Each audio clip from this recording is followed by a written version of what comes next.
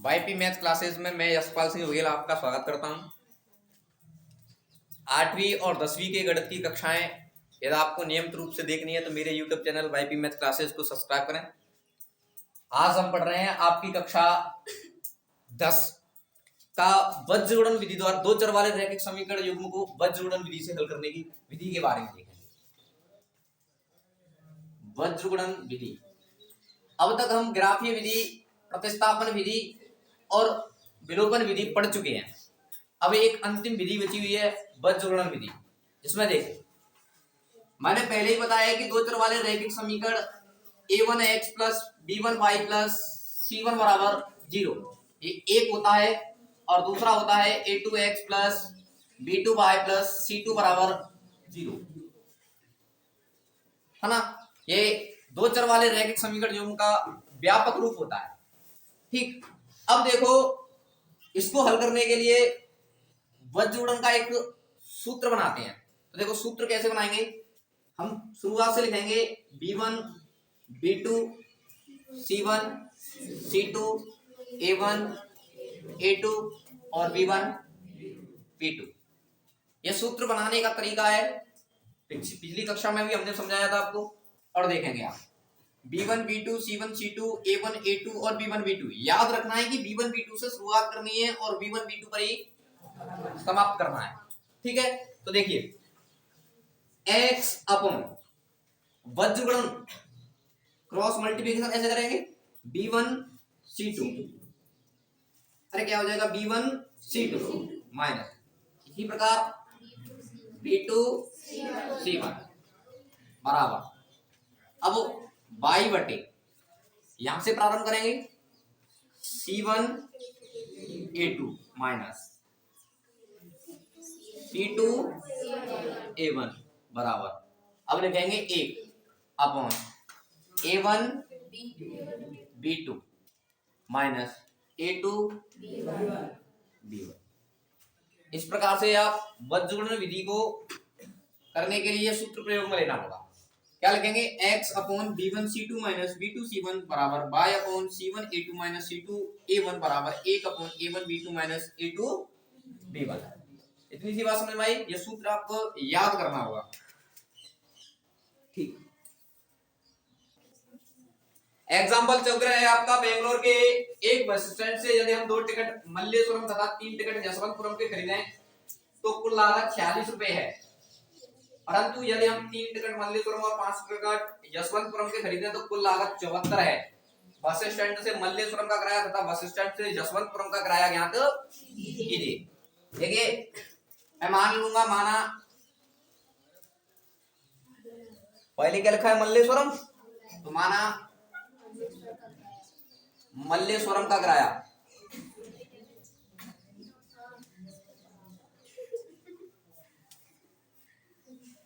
x रुपया तथा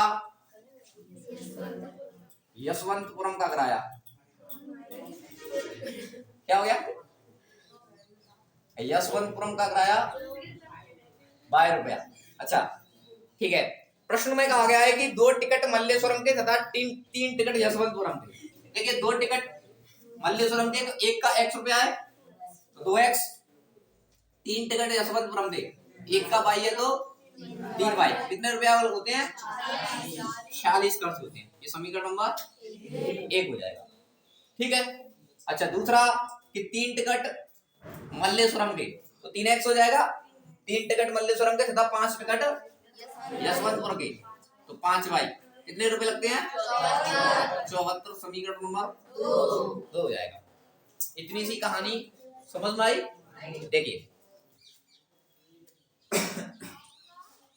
2x plus 3y ये 46 इधर आएगा तो क्या हो जाएगा माइनस का बराबर 0। अब देखेंगे मैंने इसको समीकरण नंबर 1, चलो कोई दिक्कत नहीं यार, 3x प्लस 5y ये 74 इधर आएगा तो माइनस।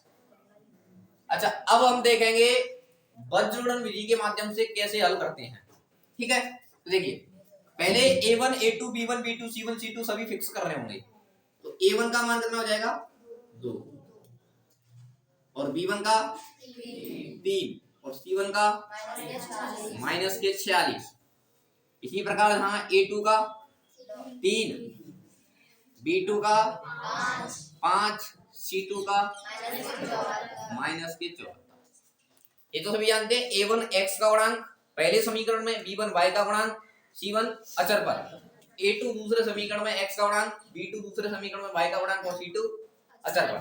अच्छा, अब यार सूत्र याद है क्या लिखा था? x बराबर x upon B1 C2 minus B2 C1, y upon C1 A2 C2 A1, 1 upon A1 B2 A2 B1। याद करने का तरीका बताया था हमने।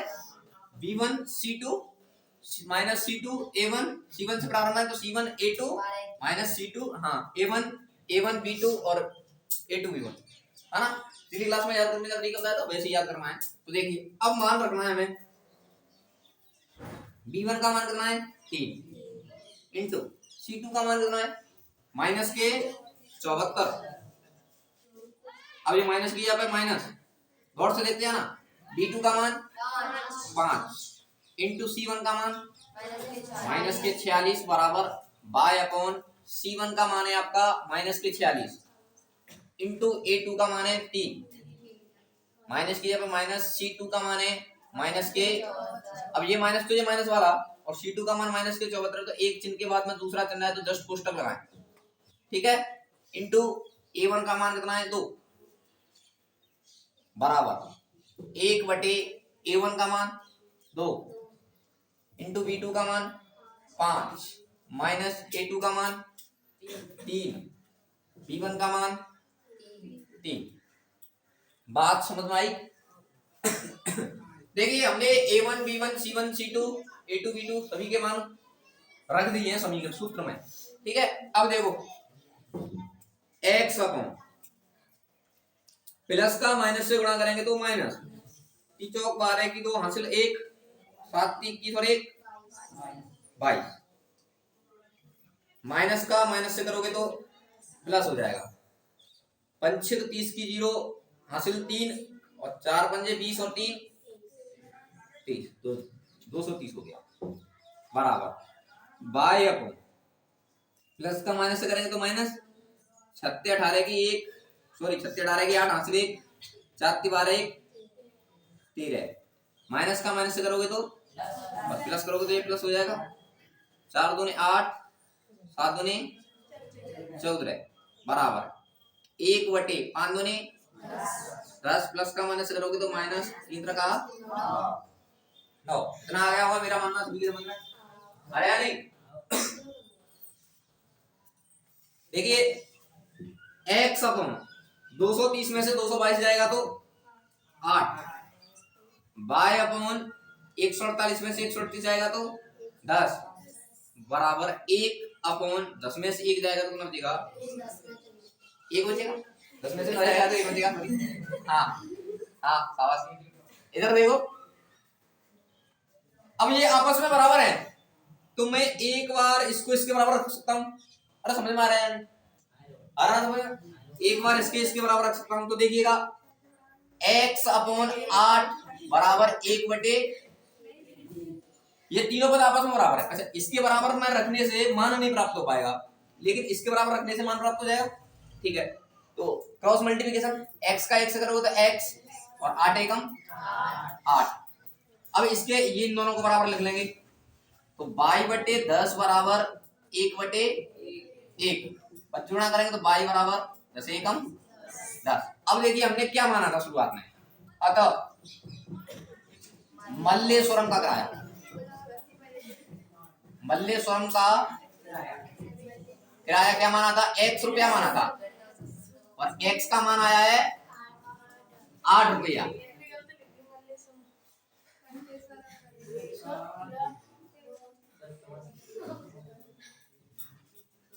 ठीक है, हाँ। तथा यशवंतपुरम का किराया,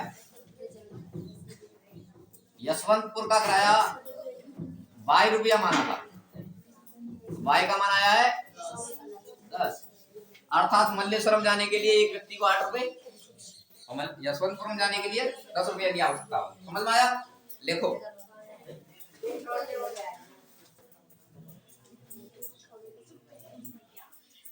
देखिए अब एग्जाम्पल नंबर 15 है, और एग्जाम्पल नंबर 15 में कहा गया है कि P के किन मान के लिए निम्न रैखिक समीकरण युग्म का अद्वितीय हल विद्यमान है। तो देखिए अद्वितीय हल विद्यमान के बारे में कहा गया है, तो इधर देखेंगे सभी विद्यार्थी गौर से। अद्वितीय हल विद्यमान है, ये बात प्रश्न में कही गई है। तो अद्वितीय हल कब विद्यमान होता है, जब a1 बटे a2 does not equal to b1 बटे b2, इसी कंडीशन में तो होता है। देखिएगा हम यहां से फिक्स करेंगे a1 का मान 4 और b1 का मान p, c1 का मान 8, a2 का मान 2, b2 का 2, c2 का 2। हाँ इधर देखो, हाँ अरे वो 2 नहीं, ये 2। हाँ a1 का मान 4 और a2 का मान 2 does not equal to b1 का मान p और b2 का मान 2। तो देखो ये 2 से 2 कैंसिल आउट हो जाएगा, क्या बच्चा 4 बराबर नहीं है p के। इसका अर्थ ये हो गया कि p का मान 4 नहीं होना चाहिए, बाकी या कुछ भी हो p का मान क्या होना चाहिए 4। p का मान 4 नहीं होगा तो दिए गए रैखिक समीकरण युग्म का अद्वितीय हल विद्यमान नहीं होगा, है ना। अच्छा अतः मैं लिखूंगा अतः 4 के अतिरिक्त, आवाज नहीं, 4 के अतिरिक्त अन्य सभी मानों पर रैखिक समीकरण युग्म का अद्वितीय हल विद्यमान होगा। समझ में आया नहीं आया? देखो एक बार पुनः देखेंगे, आवाज नहीं, एक बार देखो a1 का मान 4, सभी विद्यार्थी देख लो एक बार, a1 का मान 4, b1 का मान p और c1 का मान 8, a2 का मान 2, b2 का 2 और c2 का 2। प्रश्न में कहा गया अद्वितीय हल विद्यमान होगा, तो आपको कंडीशन से याद होनी चाहिए कि अद्वितीय हल कब होता है, जब a1 बटे a2 does not equal to b1 बटे b2। a1 का मान 4 देखो, a2 का मान 2 नॉट इक्वल टू b1 का मान p और b2 का मान 2, तो ये 2 से 2 कट गया, 4 बराबर नहीं है p के। इसका अर्थ हो गया कि p का मान 4 नहीं होना चाहिए। तो मैंने साफ साफ लिखा है कि 4 की अतिरिक्त, 4 को छोड़ के कुछ भी हो, अतिरिक्त अन्य सभी मानों पर रैखिक समीकरण युग्म का अद्वितीय हल विद्यमान। समझ में आया? समझ में आया तो वीडियो को देखने वाले चैनल को सब्सक्राइब करें और वीडियो को लाइक करें। धन्यवाद। लेकिन